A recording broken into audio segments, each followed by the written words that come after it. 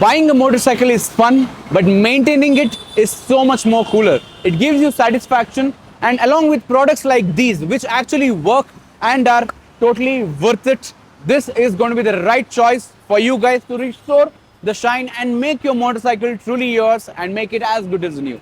As you can see, we have split this into two different sections and we'll be only cleaning this half, leaving this part intact. The first step would be to take a clean microfiber cloth and dust away most of the external dust, whatever is there. So once this is done, we take our bottle of plastic and rubber care, either from Worth or Release on, whichever is available.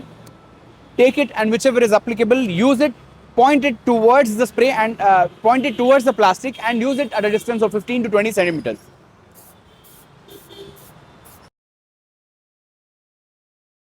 Wait for it to warm up a bit and also let it dry.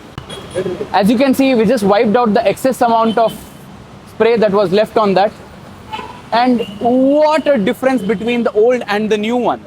My god, this looks like something from the medieval ages, and this looks like this just was bought from the showroom. If we remove this tape, you will get to know how old and how different it looks. Hurry up, drop into our store HTRZMODZ or visit us online.